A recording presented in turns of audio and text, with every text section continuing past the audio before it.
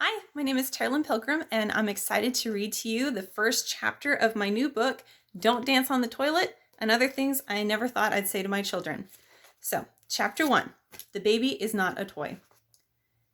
Did the two of you take birthing classes? The labor and delivery nurse asked casually as she prepared an IV. I eyed the needle warily.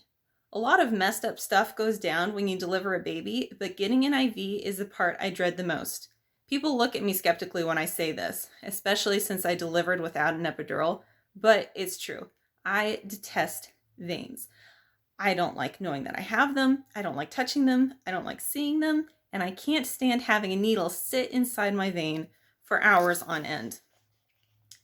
Yeah, we took classes here at the hospital, I said, as she lowered the needle to my flesh. Actually, this is our second baby. Oh, congratulations! It'll be so much fun for your oldest to have a little sister to play with. She slid the needle into my vein. I squeezed my eyes shut, squirmed in the bed, and said, Ew, ew, ew, ew, I hate this, I hate this. Don't worry, honey, said my husband in an attempt to be helpful. This is nothing compared to everything that's about to happen. We both stared at him. The nurse mumbled, Maybe you need to take more classes. 4 hours later, I gave birth to my second daughter on my hands and knees. I didn't expect to be so tired after such a short labor and only 2 seconds of pushing. All the same, as soon as my daughter slipped out of me, I was hit by a wave of exhaustion.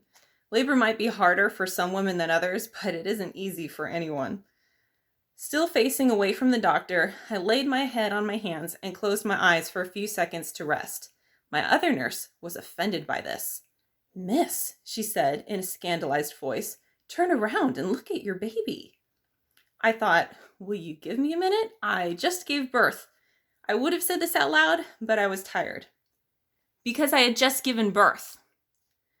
I flopped around, and by the time I was on my back, I was completely naked. It baffled me how they swiped my hospital gown so quickly without me noticing, and that they swiped my hospital gown in the first place. Well, the hospital had a skin-to-skin policy. That means the baby has to lay against your skin when it's first born. This encourages blood flow, bonding, milk production, all that good stuff. It sounded nice at the birthing class only because I didn't put 2 and 2 together. You have to be bare-chested for a baby to lie on your bare chest. Duh.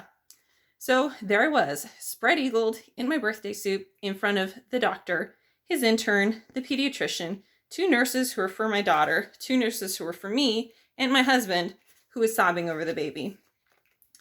Without wasting any time, they plopped a gooey, bloody, purple infant on my chest and tossed a blanket on top of us. I looked at my daughter, my beautiful, precious daughter, for the first time, and she peed on me. You know, people say that the day your baby is born is the happiest day of your life. It certainly is for the dads. Call me crazy if you want, but the day I watched my doctor sew stitches into my torn vagina was not my favorite. The day after my children were born was closer to being my favorite. The hard work is done and you're still getting pampered by the hospital. Plus, it takes that long for me to realize that this little infant isn't just some random baby I snagged from another mom and would have to give back. On the second day, the disconnect repairs and it finally settles in on me that she's my daughter and I get to keep her forever. Well, by the time Grace's skin changed from purple to pink and she peed on me again, the nurses finally cleaned her, weighed her, and squirted that goopy stuff in her eyes. They cleaned the pee and birth slime off my bare chest and, at last, put my gown back on. My husband brought in our first daughter, Rose, to meet her new sister. Rose was a little over 2 years old at the time. He held her up to the baby, swaddled in my arms. There she is, he told her. There's baby Grace. Rose looked at her sister, her future best friend, her comrade in arms, her partner in crime, and the reason I would write this book about her. Rose couldn't care less. All she wanted was a nap. After a quick glance at me and whatever that thing was that I was holding, she laid her head on her dad's shoulder and closed her eyes. After 2 days, we took Grace home, and Rose quickly caught on to how our lives had changed. She was not pleased. What was this demanding little thing that stole everyone's attention and woke her up in the middle of the night? Rose was even more aggravated when the baby started crawling. Not only was it loud, but now it followed her around the house, climbed on her, broke toys, and sprayed spit up like the exorcist. Worst of all, the baby pulled on Rose's hair. Rose had these long, gorgeous ringlets, and few people could resist touching them, including Grace. Her fingers got stuck in Rose's hair every time she made contact with it. The only way Grace knew how to free her fingers was to yank her hand away as hard as she could. Rose would howl and howl until we excavated Grace's tiny fingers from the tangles, one at a time.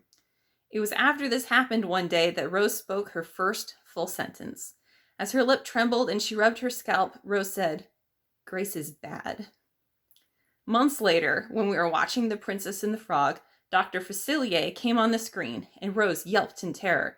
"He's a bad guy," she cried. I said, "Yes, he's very bad." "Like Grace," said Rose. Rose even tried to get me to take Grace back. We were in the car when Rose announced that she wanted a brother instead of a sister. "How do you know a brother would be any better?" I asked. "I know he will be," she insisted. "Brothers do all the same annoying stuff that sisters do." "Mommy, please, can I have a brother instead of a sister?" I scoffed. "It's not like I can just get rid of her." "Why not?" said Rose, completely serious. "Because no one would take her," I said. Immediately, I felt terrible because that sentence did not come out at all as I had intended. Rose believed me when I said no one would take Grace. It made perfect sense to her, and she never tried to trade her sister in again. In time, Grace became old enough to be fun.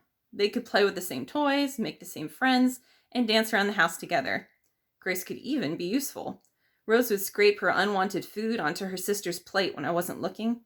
She blamed all her misdeeds on her sister. When Rose wanted to get into trouble, she had a buddy to get in trouble with her. That was the beginning of the adventures, or more accurately, the misadventures of Rose and Grace.